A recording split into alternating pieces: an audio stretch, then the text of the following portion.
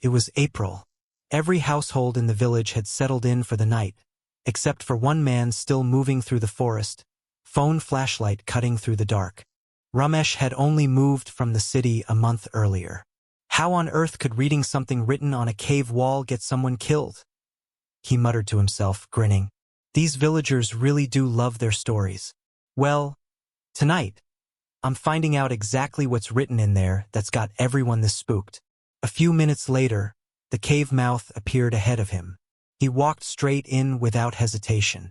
Looks like a completely normal cave, he said, glancing around casually as he went deeper. After a while, strange carvings began appearing on the walls, several of them genuinely disturbing. His confidence started to waver. Then he spotted something written in Sanskrit, covering the wall from top to bottom. Whoa, that's a lot of writing for one wall.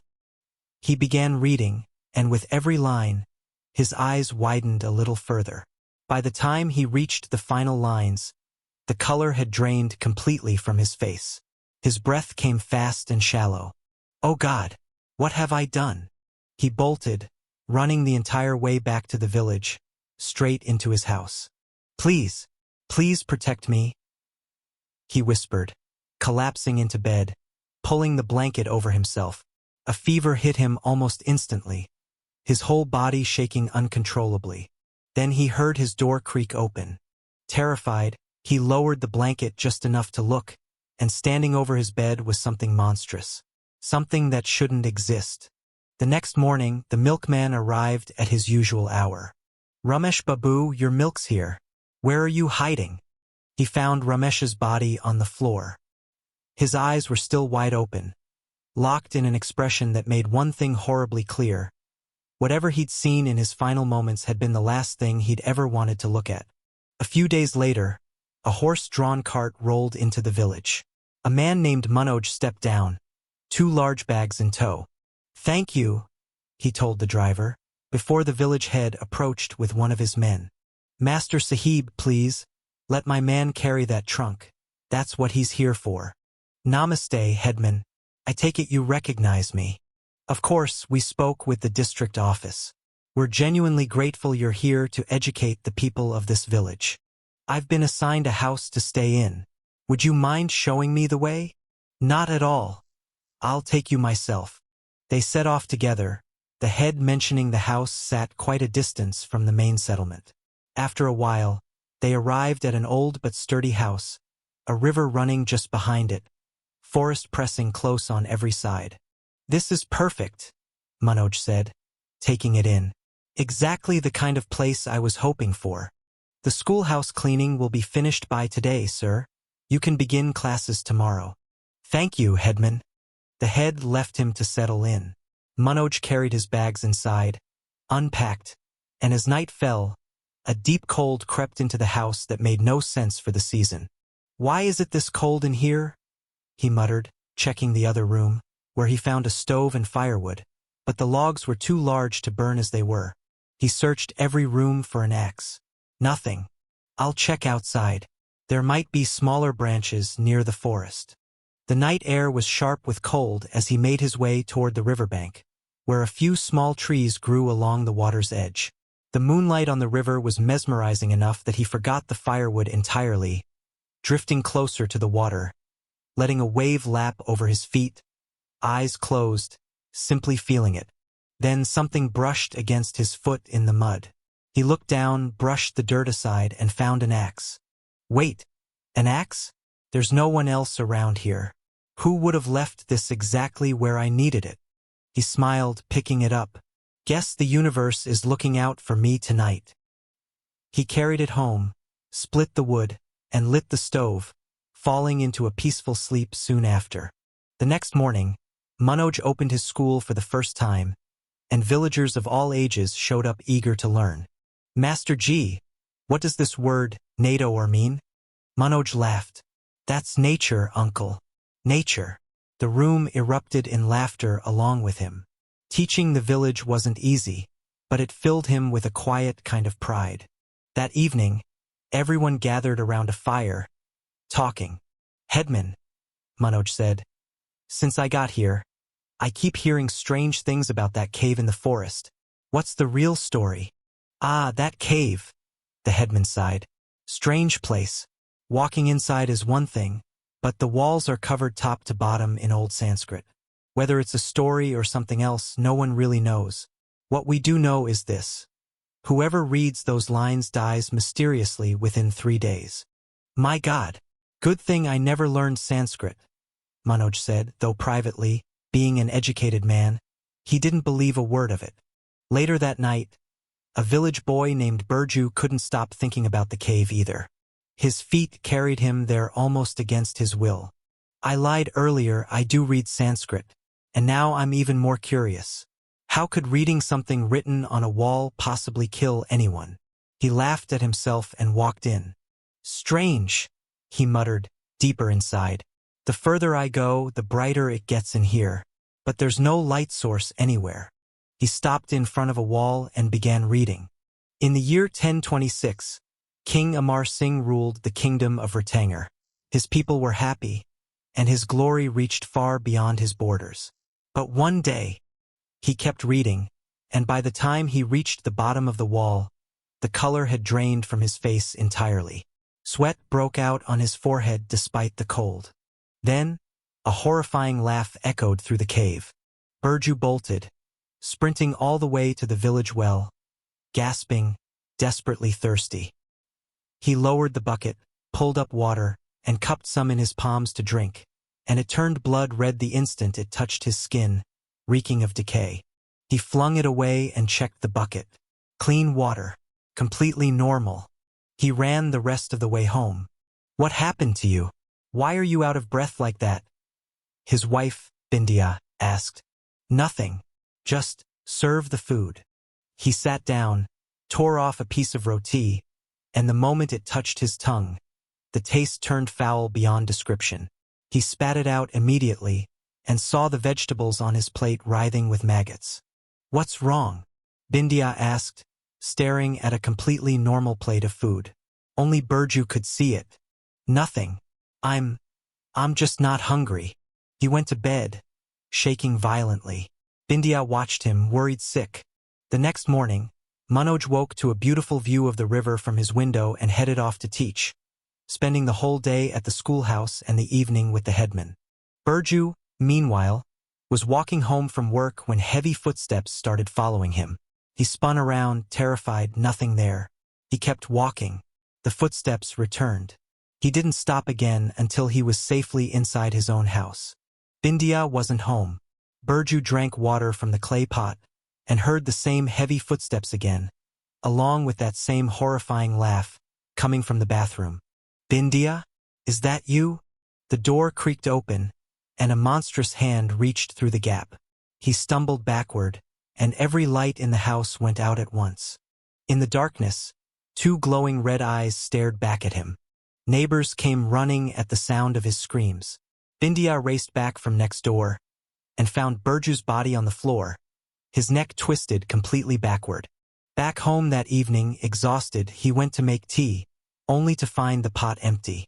Right, the milkman comes in the morning. No tea tonight, I guess. Through the kitchen window, he spotted a cow standing by the riverbank. He stepped outside, and it was still there, patient, waiting. Last night I needed an axe, and one appeared on the riverbank. Tonight I needed milk, and a cow appears at the same spot. What is going on here? A question began forming in his mind. Who was helping him from that river? And more urgently, was everything the villagers said about the cave actually true? Something pulled him back toward it that very night. Neighbors came running at the sound of his screams. Bindya raced back from next door and found Burju's body on the floor, his neck twisted completely backward. Manoj arrived at the scene, deeply confused. He must have gone into that cave, but he told me himself he couldn't read Sanskrit. Privately, Manoj suspected foul play, someone using the cave's reputation as cover for murder. Back home that evening, exhausted, he went to make tea, only to find the pot empty. Right, the milkman comes in the morning. No tea tonight, I guess. Through the kitchen window, he spotted a cow standing by the riverbank. He stepped outside, and it was still there, patient, waiting. Last night I needed an axe, and one appeared on the riverbank. Tonight I needed milk, and a cow appears at the same spot. What is going on here? A question began forming in his mind. Who was helping him from that river? And more urgently, was everything the villagers said about the cave actually true? Something pulled him back toward it that very night. Inside the cave, Manoj began reading the wall himself. He knew Sanskrit fluently. In the year 1026, King Amar Singh ruled the kingdom of Ratangir. His people were happy, and his glory reached far beyond his borders. But one day, Your Majesty, terrible news. Chaos has gripped the kingdom. People are dying. A demon comes at night and takes their lives. Almost no one who has seen it has survived. Many have already fallen. If it's truly a demon, summon the tantric Taranath at once. He alone can tell us how to fight it. Taranath was summoned. Your Majesty, no ordinary demon would cause this much devastation in our kingdom without reason. We believe this is no common creature. We recovered something from the site of its last attack, Your Majesty.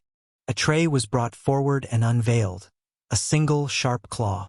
The moment Taranath saw it, deep lines of worry cut across his face. He drew rice from his satchel, chanted over it, and scattered it across the claw. The rice burned to ash on contact. My God, Your Majesty, this is not a demon.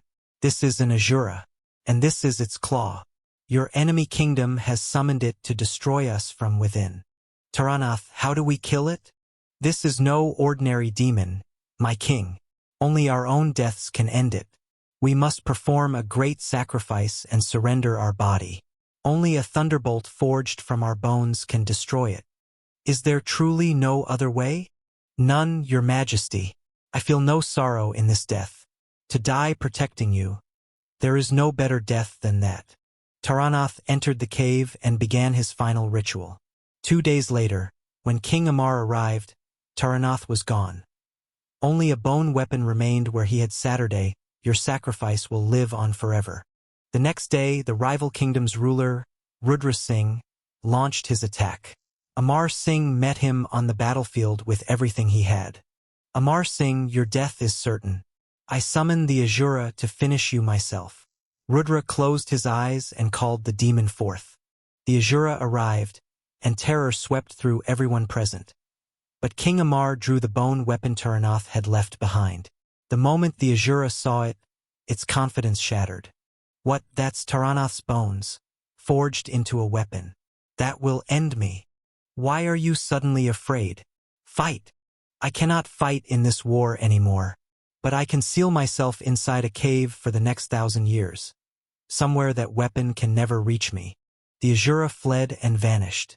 Amar Singh defeated Rudra that same day and saved his kingdom. Manoj paused. Wait, where's the rest of the story? He moved further along the wall and found more. The Asura sealed itself inside this very cave. For the next 1,000 years, King Amar Singh could never set foot inside. Not in that lifetime, not ever again. So he ordered this entire account carved into the cave walls as a warning. But everyone who carved it died the instant they stepped back outside. The astrologers of that era made a prophecy. Whoever enters this cave and reads this story will be killed by the Asura.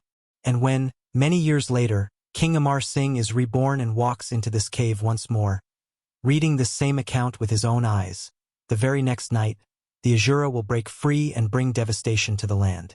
At that moment, King Amar Singh must find the bone weapon and finish what was started. Manoj froze, reading it a second time, fear finally catching up to him.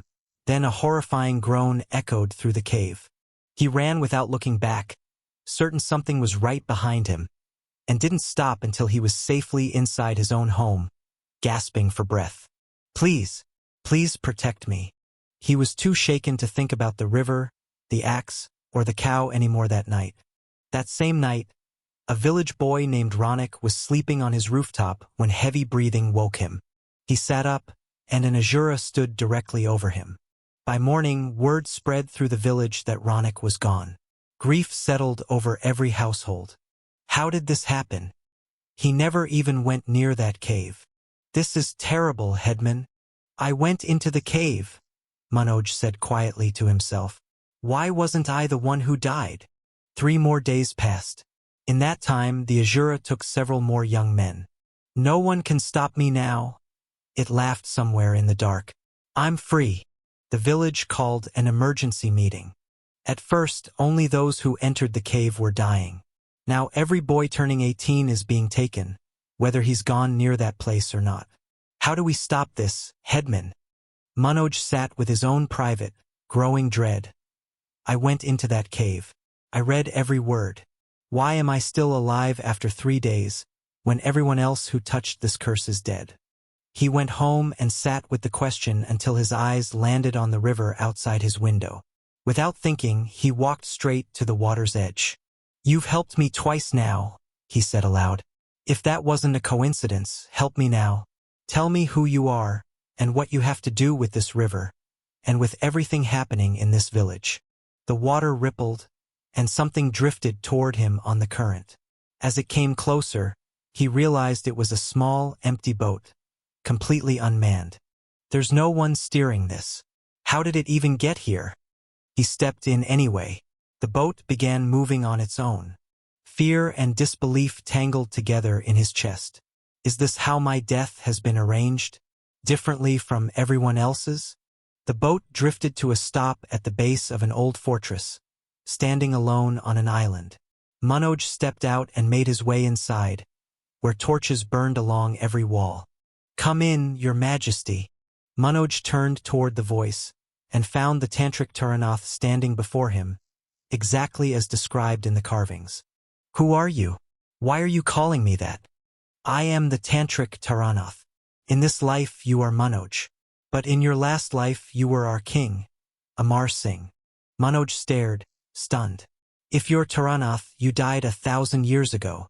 You are looking at my spirit, your majesty, which means I never truly died. I've simply been waiting. That explains why the cave never killed me the way it killed everyone else.